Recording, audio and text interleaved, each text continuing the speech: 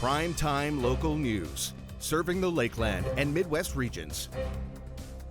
A new expansion has come to the Lloydminster Co-op, creating jobs and a quicker way to wash your car. I'm joined here by Chase Scarf from Co-op Lloydminster here on Primetime Local News, talking about the expansion of Co-op here in the city. So for the first question, Chase, what is the expansion going to consist of? So right now we're actually building on the south side of Lloydminster a new car wash, and that's going to have a 2-bay automatic wash, similar to our East End gas bar, a 10-bay barn-style wash, a little convenience store with some pop chips, some cleaning items, essentials, as well as a pet wash, which we're excited about. Oh, excellent. Can you give us a little bit more on that pet wash? I've heard it might be one of the only kind of its city. Well, it's certainly something unique, especially with the car wash. But we do have a lot of residential areas over there, and so just looking for a convenient spot, to get your pet instead of in the home bathtub or whatever else, just to be in a safe, secure environment that's clean and easily accessible. Awesome, that's perfect. And what do you think? Which location is actually receiving the expansion? So it is on the south end of Lloydminster. It's in previously the old Bee Fisher site. So there's going to be some site cleanup that needs to get done, and it'll be across the street from Musgrave Agencies, who is actually partnering with us on as a construction partner, and we're looking forward to that. Excellent, that's perfect. And will the expansion possibly even bring new employment positions around the city? Absolutely. So we're looking at adding, up to 10 potential jobs there. So we're really excited about that and investing more in the community. Excellent. That's awesome. Do you know what these jobs possibly might consist of? Well, obviously there'll be various tasks there as well. Maintenance personnel, site manager, things like that. So. Excellent. And when do you think construction of the actual building itself is supposed to begin? We're hoping for early 2023 here. There's some site cleanup that has to occur first, and then hopefully progress nicely over the summer and into the fall, and probably looking at an early 2024 opening. Excellent. That's awesome. And possibly, do you think you could give us just a little bit more on the car wash part of the expansion? Will customers be able to actually wash and rinse their own vehicles as well, or will they all be automatic? Absolutely. So in addition to the 2 automatic bay, we will have a 10-bay wand wash. It's a barn style. And so that'll be for anybody that wants to wash and dry themselves. That's a great opportunity for them. Oh, excellent. And for Co-op itself, is this the only location that is getting the expansion, or could there possibly be more in the future? Yeah, so there is room on that site for additional retail space. So as we hear anything more on that, we'll certainly share that with our members in the city. But right now, that is the plan, is just to expand with that car wash. Excellent.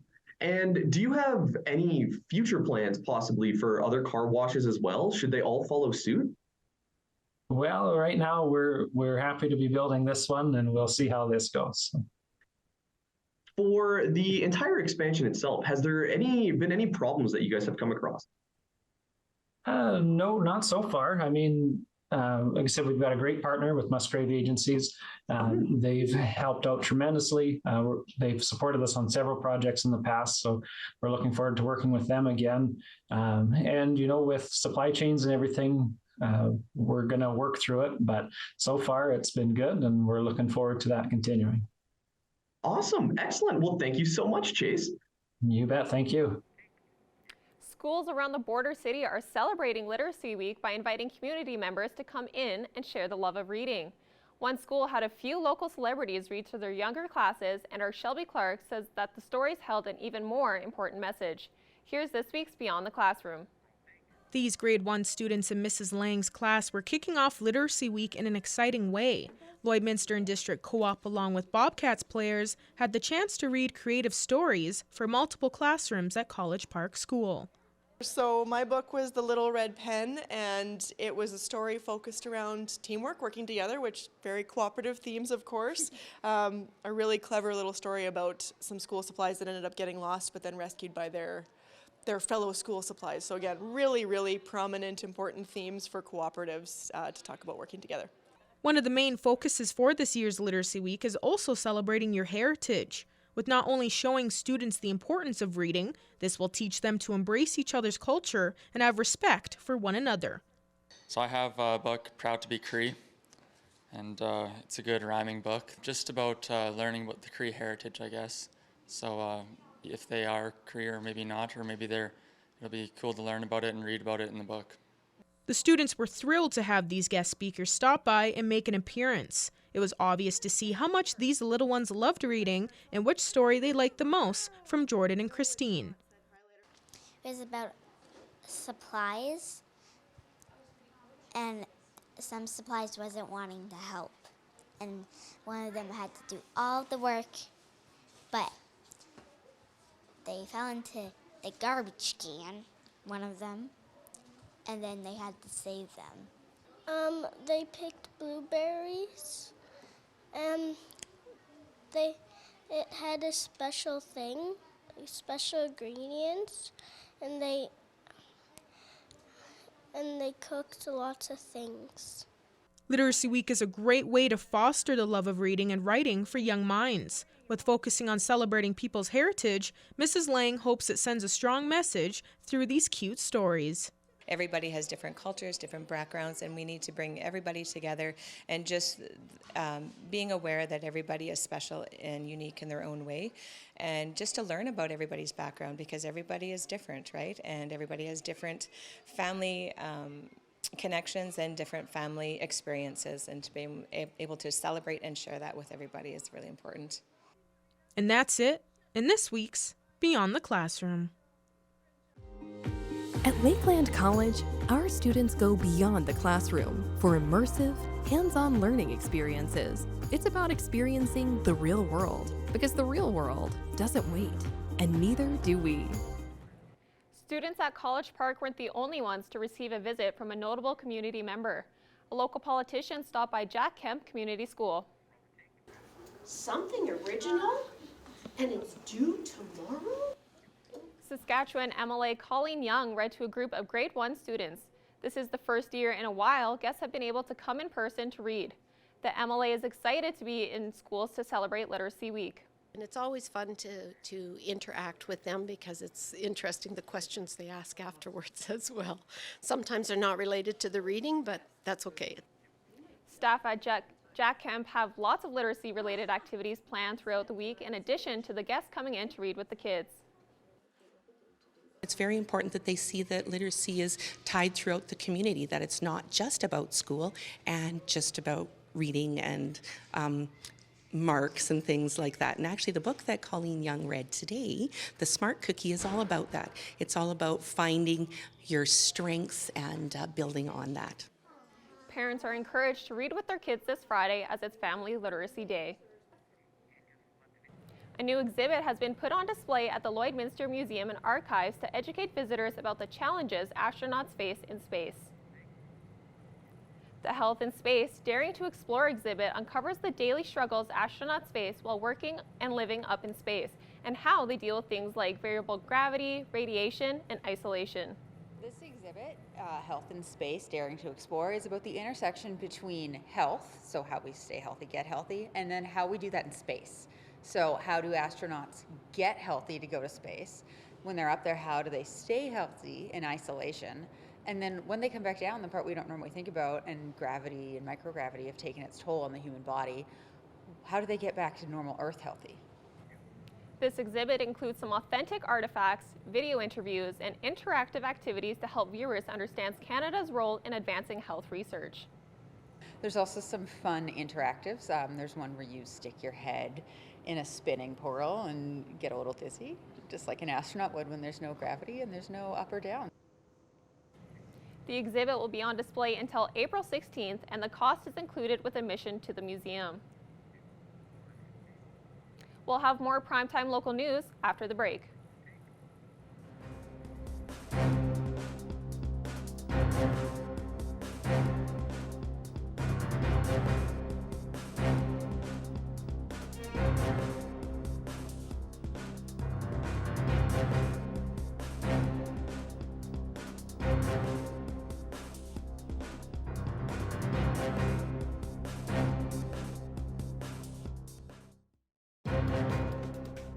Furniture set and design supplied by Furniture Gallery and Furniture House, downtown Lloydminster. I recently had the chance to speak with Alicia Bexon, who is hosting a kids' grief and loss workshop this Sunday. Today, I'm pleased to be joined by Alicia, who is hosting a Cherish Death and Mourning Kids Grief group. Thank you so much for joining me today, Alicia. Thank you for having me. So can you start by telling me a little bit about what gave you the idea to host this workshop and what the workshop is all about? Yeah, so there's quite a need for it in the area, and it was brought to my attention just because I've had a variety of members from our community approach me and ask me if we had one directly in Lloydminster. We hadn't, and of course, this is kind of one of the things that I like to educate people on and the importance of having these conversations with their kids. So I figured, I'm in the business anyway, let's do it. Yeah, it's definitely a unique workshop to be offered in Lloydminster, and it's the only one I've heard of in the area. So can you also tell me a little bit about the topics that you cover in the workshops and what strategies you use to help these kids through their grief? Yeah, so basically, we cover the topics of death, what their ideas are, what their personal experiences are, and most importantly, just normalize that everybody's grief journey is different and that that's completely okay. As for strategies, I've kind of been just doing it. We've only had a couple sessions so far. So I focus mainly on doing it in a way that is fun and interactive. Just I guess through craft and fun and just make it fun for the kids. And I know you mentioned earlier that you've done multiple sessions for this workshop. So do you suggest that kids who are going through grief and loss should go to just a single session, or is this something that they should do repetitively? Well, so far, I guess I've only had one session. We had a December one, and I have another one coming up this Sunday. So I would always suggest that, if possible, send your kids to more than one, just because we're not going to do a repeat on anything that we do. We do things through games, we do things through craft, like I mentioned, and just most importantly, try to keep it fun. Because it is kind of a hard topic. It is a hard topic. It's not hard, kind of a hard topic. So, I want it to be something that they're not stressed out about going to. I want them to look forward to going and being able to connect with other people that they can understand and that can understand them. What is the suggested age for kids in this workshop? This one we're doing is from 7 to 13. For any parents or guardians who think that it might be a good idea to sign their kids up for this, where can they do so? And is there a cost that's associated with it? There's definitely a fee that goes with it just because I have costs associated with it. So I'm trying to keep it around the $15 mark. But that could fluctuate up a little bit if the activity is one that requires a little bit more for supplies and those types of things. So they can connect with me on Facebook. The page is just Cherish Death and Mourning, or they can email me. That's cherish.deathandmourning@gmail.com, or they can call or text me at 639-536-3727. All right, Alicia, that is all the time we have for today, but thank you so much for joining me on this call and talking about your workshop coming up.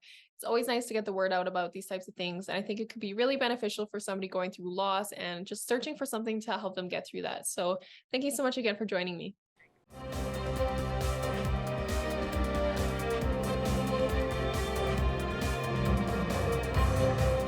January is International Divorce Month. Stacey Commerce spoke with a local lawyer about the process of going through a divorce and separation.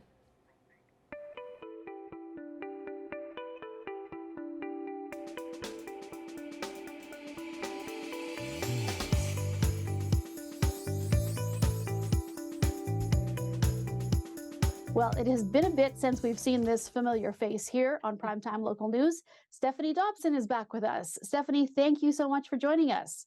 Thanks for having me again, Stacey. Well, Stephanie, you are a lawyer and mediator here in Lloydminster, in case some people have forgotten since the last time we had you on the show. And we are talking about divorce and separation.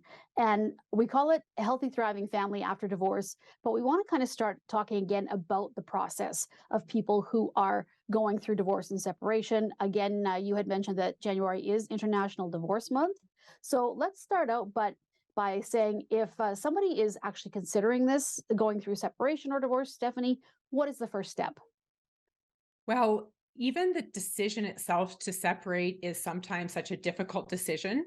And what I encourage people to do is, as they're starting to consider or really getting to that end point of thinking they are going to separate, there's sort of 4 tips that I would suggest, even as you start to get going on that train. So first, I would encourage you to do some research. So we know online, the Dr. Google is a big platform, but there's some really good resources out there if you really search for what you're looking for. So for example, if you're looking for respectful divorce, I recommend that over even just a search for something like divorce. In my e-learning platform, which some of you may be familiar with, it's called Up a Notch Learning. And that's one-stop shop where you can get lots and lots of positive and constructive information around separation and divorce. Another thing you can do inside Up a Notch Learning, I've got a whole bunch of book recommendations. So in there's over 80 books, which are divided into categories that you can kind of start looking into. The third thing is to find some supportive people.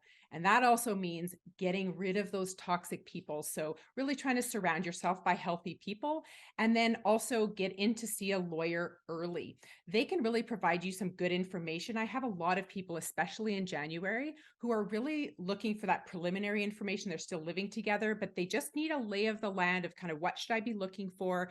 And I always delve into what are some options that you have going forward. There's, litigation, mediation, collaborative divorce, all of these things that you can just start to process in your mind and putting it together. So when someone reaches out to a law office to get information, what should they expect to get back from that office when they make their first inquiry?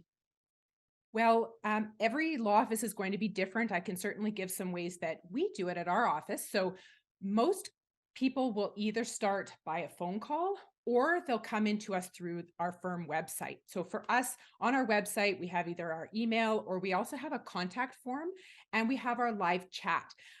We find that a lot of people go into our website and kind of really look at the how-to of how we do our divorce process. And I think that's really helpful when you're trying to contact a law office to know what you're looking for, what kind of firm you're looking for.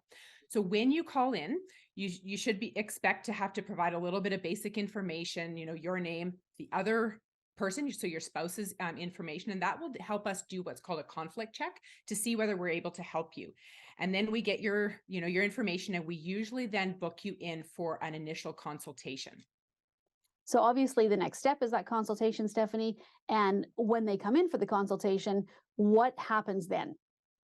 So there's a couple things. So there's the consultation itself, and then there's the preparation for the consultation. So most offices, including ours, will have you fill out a questionnaire. So in that questionnaire, it will give you, of course, some of the basic details, but it also asks you some information about sort of what you're looking for and what kind of resolution you're looking for. And then there's some easy information like, we need your valid photo ID. And then there might be some information that we specifically request for you. So for example, if you have a draft agreement or you have a spreadsheet of your assets and debts, we may specifically request that kind of information ahead of time. Now, once you get into the consultation, in my consultations, I divide it into 3 parts. So the first part is sort of the long part. It's getting into your story. So what's going on from your perspective? There's certain pillars that you would normally go into. So parenting, finances, and property division. And so in my case, I would be asking you about all of those types of topics and see how things are going and what you and your spouse have talked to so far. Then we would talk about the negotiation process. Most people don't think about that when they go into their separation. So how am I going to divorce? Do I want to use mediation, collaborative divorce, litigation? What works for me? So I talk to you about what that means and how the process that you may have chosen will work. And then we set up our next steps. I always like to have you leave with an action plan.